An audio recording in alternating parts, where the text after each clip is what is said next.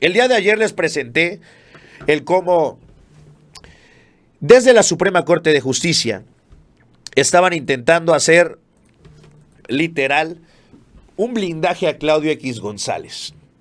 Y es que ayer se modificó, antier, perdón, un artículo ahí en la Cámara de Diputados, se modificó un artículo de la Ciudad de México en el cual, pues prácticamente así de pelada, si cometiste algún desvío de recursos desde una asociación civil o una organización no gubernamental, no se puede catalogar como corrupción.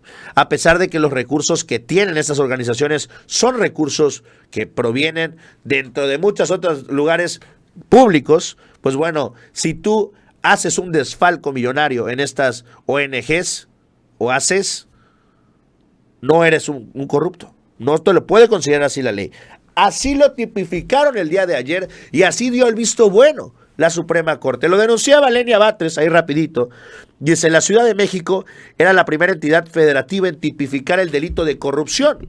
Hoy la Suprema Corte determinó invalidar el artículo 256 del Código Penal local, que sancionaba, curiosamente, lo resuelve ahora 3 años después de haberse impugnado. Esta resolución va a favorecer a quienes hubieran sido sancionados por el delito de corrupción en la Ciudad de México. Ni siquiera estuvieron de acuerdo quienes anularon el delito. Su argumentación dejó sin claridad la supuesta causa de la inconstitucionalidad. Es decir, esto es claro, así como a nivel jueces a la hora de dictar sentencia para dejar libre a un pillo argumentan violaciones al debido proceso, los ministros de la Corte argumentan inconstitucionalidad de la norma. ¿Por qué? Porque no se van al fondo de lo que están juzgando, sino dicen, no aplica, porque la Constitución dice algo en contra. Pero a ver, entonces vamos a modificarlo, vamos a acomodarlo, lo que se le llama en derecho suplencia de la queja. Bueno, ok, hay que falta, mueve aquí, pícale, jálale. No importa. No, ya, caso juzgado. No puede aplicar, ciérralo, bótalo y vámonos a lo que sigue. Bueno, el día de ayer llegó Lainez Potisek a una entrevista con Joaquín López Dóriga a defender esto. Aseguraba que no se trata de darle un blindaje a todas estos, pues sí, literal, de darles manga ancha, de echar en saco roto todas las acusaciones contra los desvíos al interior de las organizaciones civiles y de las ACES. Vamos a verlo. El Código Penal de la Ciudad de México, que fue impugnado, por cierto, por la Comisión Nacional de Derechos Humanos y por la Comisión de Derechos Humanos de la Ciudad de México. Son acciones de inconstitucionalidad que presentaron estos dos organismos.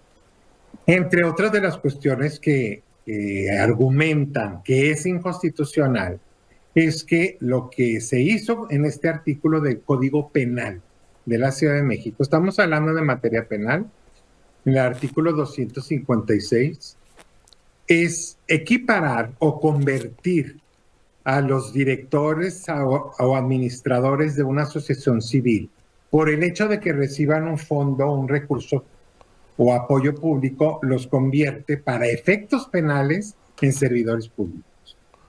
Entonces, las dos comisiones, tanto la nacional como la local, dicen no puedes hacer eso es inconstitucional porque tiene muchas implicaciones el que tú transformes a particulares en servidores públicos. Entiendo que esto lo quiso hacer el legislador para poder castigar a estos particulares que reciben fondos o apoyos públicos, lo hizo para poderlos castigar. ¿Qué dijo la Corte? La Corte, tienen razón las comisiones de derechos humanos. Tú no puedes hacer extensivo el término o poner a particulares como servidores públicos por una sencilla razón, porque esto está definido literalmente en la Constitución. La Constitución Federal te dice para efectos de responsabilidad, cualquier tipo de responsabilidad, quiénes son servidores públicos. No lo voy a leer, pero pues entendemos que es quien tiene un cargo, ejerce un cargo, un empleo, un cargo, una comisión en la estructura estatal, federal, municipal o local, lógicamente, ¿no? Y dice la propia Constitución, las constituciones de las entidades federativas, ¿no? Entre ellas la Ciudad de México, pues también cuando definan, sujétense a este primer párrafo del artículo 108 constitucional cuando definan a sus servidores públicos. Entonces dijo, la Corte, por 10 votos, dijo, no, no puedes equiparar, no puedes colocar a los particulares en esa definición porque tiene muchas implicaciones en materia penal. ¿Qué implicaciones puede tener? Pues mucha inseguridad jurídica, porque si ahora me consideran un particular servidor público para efectos penales, para efectos de todo el código, pues igual me van a aplicar conductas que no me deberían de aplicar, o agravantes, ¿no? Que no me deberías de aplicar a mí. Hay delitos, hay que recordarlos, que dicen cuando el delito es cometido por un servidor público se agrava la pena. Pues está hecho precisamente para cuidar la función pública. Pero si ya estoy en la definición de un particular de lo que es servidor público, pues igual me puede aplicar un agravante que no tendría por qué aplicarme a mí. Entonces la Corte dijo, no, eso es inconstitucional. Pero esto es bien, bien importante. Ese es un primer punto. Lo que sí dejó clarísimo toda la discusión de la Suprema Corte es que no se tocan en absoluto todos los delitos hoy vigentes contra servidores públicos y contra particulares.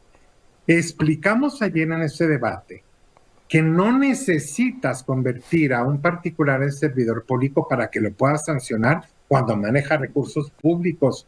Ahí también la Constitución Federal es clarísima. Mira, te voy a leer nada más el título cuarto se llama así, de las responsabilidades de los servidores públicos, particulares vinculados con faltas administrativas graves o hechos de corrupción, y responsabilidad patrimonial del Estado. Está muy claro que pueden sancionarse a particulares que manejan recursos públicos, administrativa e inclusive penalmente. Déjame decirte muy brevemente. Pues buena parte de la justificación que da el ministro Lainez Potisek es verdaderamente vergonzoso lo que se está viviendo en la Suprema Corte de Justicia. Es literal el mover la Constitución. Se le perdió por completo el respeto a la Constitución, se le perdió todo.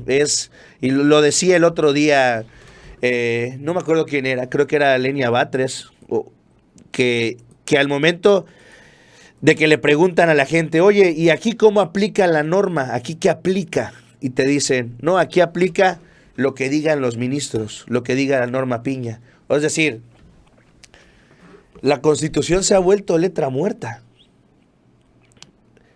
Prácticamente podríamos decir que se ha vuelto, pues sí, intocable los ministros de la Corte, y que se ha vuelto pues casi inútil la Cámara de Legisladores, porque pues aprueben lo que aprueben, pues todo se va a la Suprema Corte y lo terminan cepillando. Ya lo vimos el otro día, que creo que eran un total de 9 de cada 10 reformas que se aprobaban, 9 de cada 10 eran cepilladas por Piña. Es impresionante.